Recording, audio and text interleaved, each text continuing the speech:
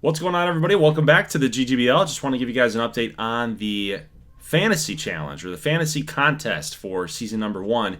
It's going to reopen here in season number 2. So once we get done with the playoffs, I want to know. I'll be sending out emails to everybody that says that they're interested in joining the league.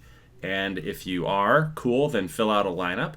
But this will be all done after the off season because we got to know if, like, I don't know, I'm just making something up here. If Robert Hayes is still a San Francisco Grizzly or Duckworth is still a Wisconsin Maple, right?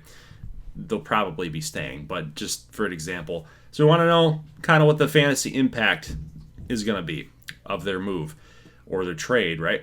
So anyway, Jacob Russell, shout out to you, man. This is nuts. This is crazy. I love this. It's going to be so much easier putting together fantasy leagues for season 2 for the GGBL thanks to this and thanks to your methodology here. So we got players, teams, salaries, position, and then there's their categories which they could earn points on. So hits, singles, doubles, triples, homers, ribbies, caught stealing, stolen bases, all of that equated to a point total.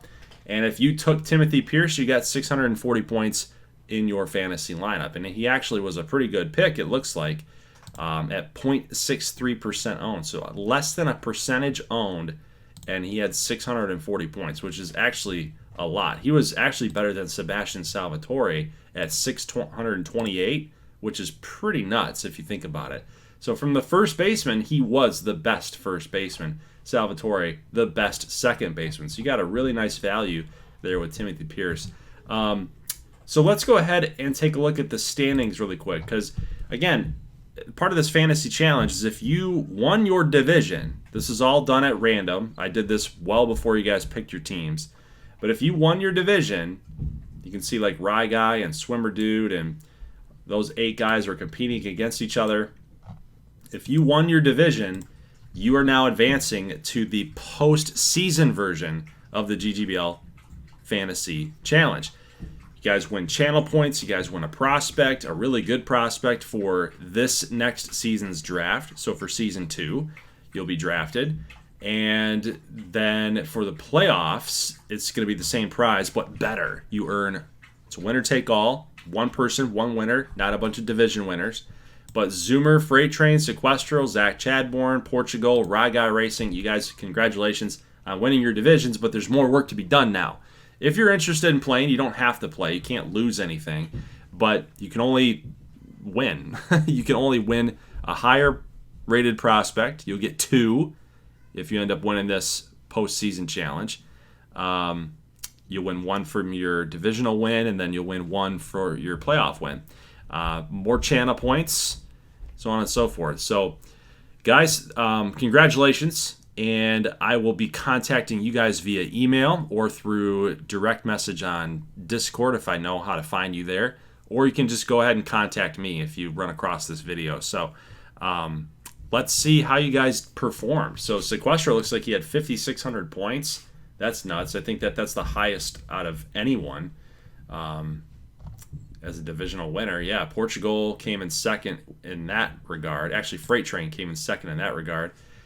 Then you had Rye Guy, then Portugal, then Zach and Zoomer.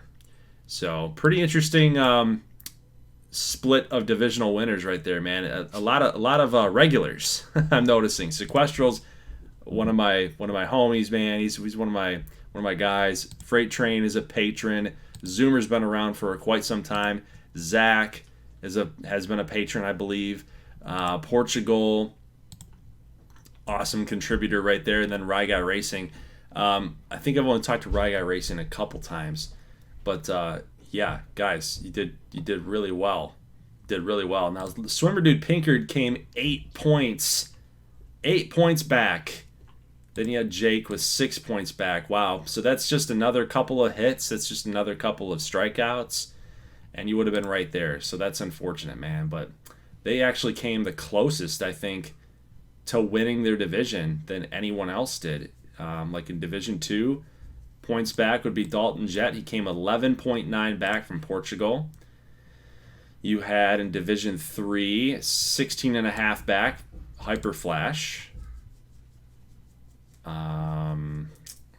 Teaspoon came 32 points back from Sequestral. Sequestral just like destroyed everybody in that division, it looks like. Andy Meyer, 13.3 back. And then we have Aaron Chavez, came 12.9 back. So a lot of familiar names, man. I'm just looking at the list here. A lot of familiar names. And it looks like that I think the one division, I mentioned the one division, need to have 2 winners because everything else had 7. This Division 1 had 8. So you're competing against more people.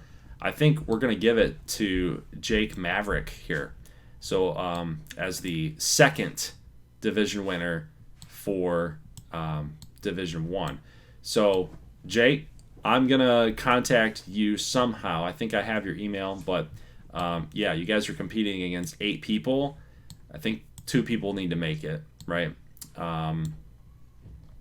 Portugal there for Division 2, Division 3. Yeah. Granted, some people didn't have lineups, so actually they're competing against 6 people, not 7. Same thing here. Actually competing against 5 people there. Anyway, congratulations, guys, for winning your division. I'll be contacting you here today and creating a Google form for you guys to fill out the new list of players that are inside the postseason. We're going to be starting at the divisional round. We're not going to be starting at the wild card round. There's just way too many teams, and you could slip up, right? So I'm going to give you as equal of an opportunity as possible.